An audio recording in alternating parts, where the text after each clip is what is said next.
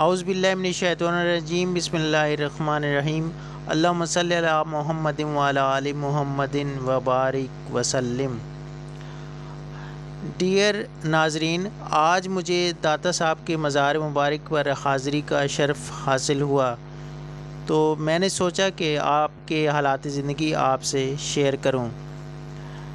حضرت داتا گنج بخش علی حجویری رحمۃ اللہ علیہ، آپ کی ولادت باسعادت 400 ہجری میں افغانستان کے ایک شہر غزنی میں ہوئی اور 19 صفر 465 ہجری کو آپ اس دار فانی سے پردہ فرما گئے۔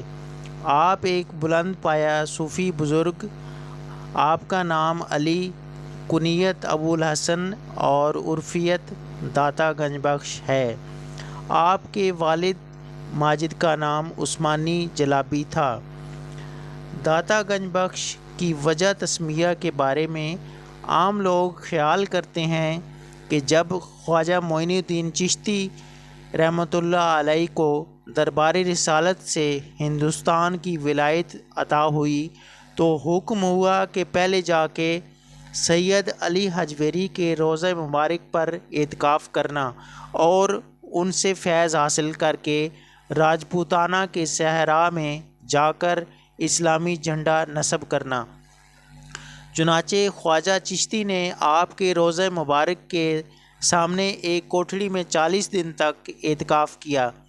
چلہ کشی فرمانے کے بعد بوقت رخصت یہ شعر کہا: گنج بخش فیض عالم مظہر نور خدا، ناکساں راہ پیر کامل، کاملاں راہ رہنما۔ اسی وقت سے آپ گنج بخش کے نام سے مشہور ہوئے۔ حقیقت عام لوگوں کے خیال سے کچھ مختلف نظر آتی ہے۔ حضرت گنج بخش خود اپنی تصنیف کشف الاسرار میں فرماتے ہیں کہ اے علی، تجھے خلقت گنج بخش کہتی ہے اور تو ایک دانہ بھی اپنے پاس نہیں رکھتا۔ اس بات کا خیال ہرگز دل میں نہ لا، ورنہ محض دعویٰ اور غرور ہوگا۔ یعنی اللہ تعالیٰ اس کے ساتھ شرک نہ کرنا، ورنہ تیری زندگی تباہ ہو جائے گی۔ بے شک وہ اکیلا خدا ہے جس کا کوئی شریک نہیں۔ اس سے یہ بات ثابت ہوتی ہے کہ آپ کی زندگی میں بھی یہ لقب مشہور تھا۔ حضرت خواجہ غریب نواز نے بھی اپنے شعر میں آپ کو خراج عقیدت پیش کرتے ہوئے یہ لقب استعمال کیا ہے۔ آپ کا سلسلہ نسب 8 واسطوں سے حضرت علی سے جا ملتا ہے۔ سید علی حجویری بن سید عثمان غزنوی بن سید علی بن عبد الرحمن بن سید عبداللہ بن ابو الحسن علی بن حسن اصغر بن سید زید بن امام حسن بن حضرت علی، آپ فقہی اعتبار سے حنفی المذہب تھے۔ دادا صاحب کے مزار پر ایک بزرگ سے ملاقات ہوئی جو کہ وہاں پر خادم کی ڈیوٹی بھی کرتے ہیں، تو میں نے ان سے ریکویسٹ نحمدہ و نصلی علی رسولہ الکریم، اما بعد، فاعوذ باللہ من الشیطان الرجیم، بسم اللہ الرحمن الرحیم۔ حضور داتا گنج بخش رحمۃ اللہ علیہ جس وقت حجویر سے یہاں پر تشریف لائے، جہالیت کا ایک دور تھا۔ یہاں پر کوئی کسی کو نہیں جانتا تھا، لیکن حضور کی توسط سے جس وقت یہاں پر تشریف لائے، آپ نے اپنے تجلیات سے، اپنے تعلیم کے وسیلے سے لوگوں کو اتنا کہ ہمکنار کر دیا کہ جو وہ جہالیت کا دور تھا وہ ختم ہو چکا ہے۔ یہاں پر الحمدللہ آپ کو ماننے والے اتنے ہیں کہ آپ یہ اس وقت دربار اقدس کے اندر آپ یہ فلم بھی بن رہی ہے، تو آپ دیکھ رہے ہیں کہ حضور داتا صاحب رحمۃ اللہ علیہ کے تجلیات کا مرکز اتنا ہے کہ دیکھیں تو ہر طرف رونق ہی رونق ہے۔ اب کسی بھی مزار پہ پاکستان میں چلے جائیں، اتنی رونق نہیں ہے جتنی کہ حضور داتا صاحب رحمۃ اللہ علیہ کے مزار اقدس پر رونق ہے۔ تو جس وقت آپ یہاں پر تشریف لائے تو آپ نے اپنے ہاتھ مبارک سے یہ حضور داتا صاحب نے یہ چشمہ مبارک لگایا تھا۔ تو جب یہ چشمہ مبارک لگایا تو تو لوگوں نے یہاں پر قرآن پاک پڑھنا شروع کیا، صاحب نے بھی پیا، دوسروں نے بھی پڑھا، تو الحمدللہ اس پانی کی اتنی خصوصیات ہے کہ اس کا نام ہے آب شفا پانی۔ جو آدمی اس کو کسی بھی عقیدت کے طور پر اس کو اپنے ساتھ لے جاتا ہے یا کوئی بیماری ہے، اللہ پاک حضور داتا صاحب رحمۃ اللہ علیہ کے توسط سے اس کو فیض یاب عطا فرماتے ہیں۔ جب یہاں پر تشریف لائے تو یہ چشمہ نہیں تھا، یہاں پر کنواں تھا، کبھی کچھ جس طرح حضور داتا صاحب رحمۃ اللہ علیہ کے مدار اقدس کی درس و تردید اور بڑھتی رہی، اس طرح یہاں پر تو حضور کا چشمہ بھی لگتا رہا، بنتا رہا، اور یہ حضور صاحب رحمۃ اللہ علیہ کا آج تک حضور صاحب اس نے ذکر فرمایا، ایک علماء کرام بیٹھے تھے کہ تخت بلقیس جو ہے وہ کس طرح سے آیا تھا۔ ابھی چند لمحے ہی گزرے تو اس انگریز نے ذکر فرمایا کہ حضور میں نے چائے پینی ہے، تو آپ نے حکم فرمایا کہ چائے آنی چاہیے دائیں ہاتھ سے۔ جب اس طرح سے آپ نے کہا تو آپ کے ہاتھ پہ وہی کپ، جو کپ آپ انگلینڈ میں چھوڑ کر آئے تھے جس میں وہ شراب پیا کرتا تھا، وہی کپ کے اندر چائے آپ کے لیے پیش آئی۔ آپ کو کہنے لگے کہ یہ کپ تو میں انگلینڈ چھوڑ کر آیا ہوں، یہ کپ یہاں سے کس طرح آ گیا؟ تو حضور نے فرمایا کہ جب آدمی کا دل منور ہو جاتا ہے، تو جب اس کا قلب دل کا رب کے ساتھ جڑتا ہے تو سب چیزیں ختم ہو جاتی ہیں۔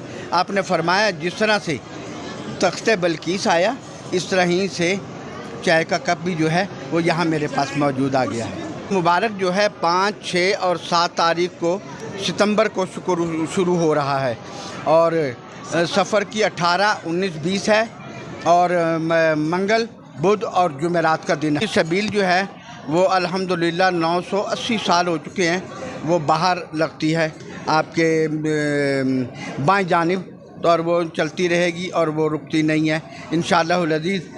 جس دن پہلا دن ہوگا 5 تاریخ، اس دن دودھ کی سبیل کا افتتاح ہو جائے گا۔ یہ جو کتاب ہے وہ کشف المعجوب کتاب شریف ہے آپ کی، تو سب سے پہلے جو ہے کشف المعجوب کا جو ترجمہ ہے وہ مولوی فیروز الدین صاحب، میرے دائیں جانب یہ قبر ہے، مولوی فیروز الدین صاحب، انہوں نے اس کتاب کشف المعجوب کا جو ہے وہ ترجمہ فرمایا مولوی فیروز الدین صاحب نے۔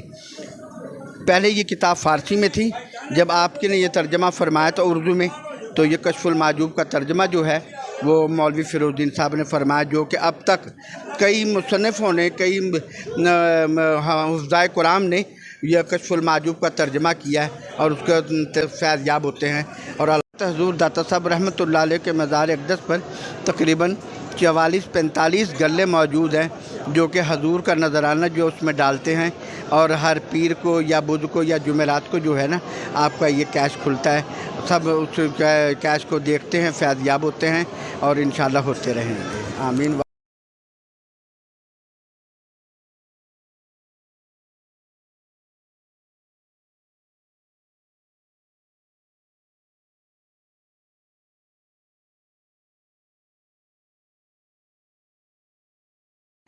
شہزادہ دارالشکوہ جو کہ مصنف ہے سفینۃ الاولیاء کا، اس نے اپنی کتاب میں ذکر کیا ہے کہ حضرت گنج بخش کا آبائی وطن غزنی تھا۔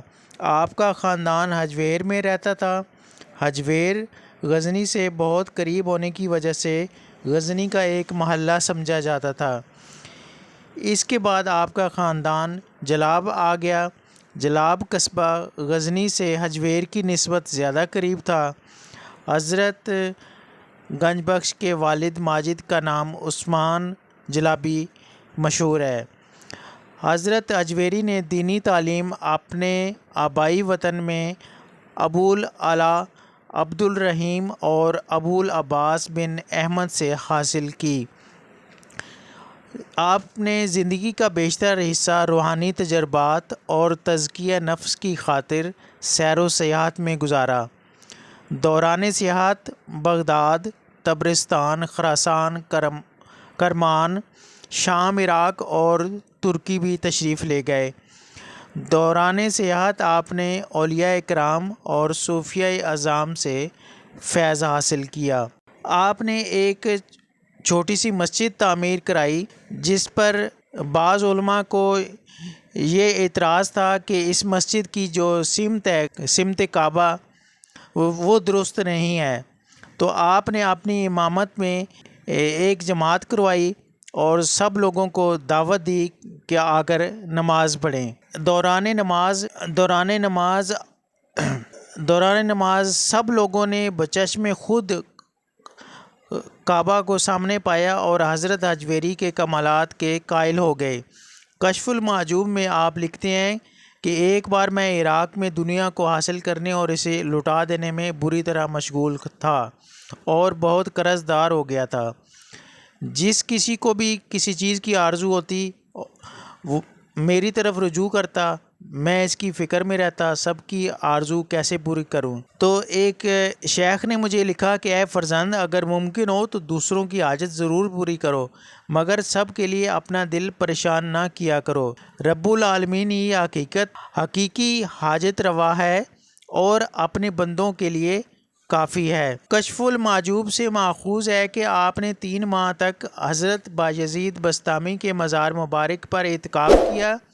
آپ نے کشف المحجوب، کشف الاسرار، منہاج الدین اور دیوان علی تصنیف فرمائے، جن میں سے کشف المحجوب اور کشف الاسرار اب تک دستیاب ہیں۔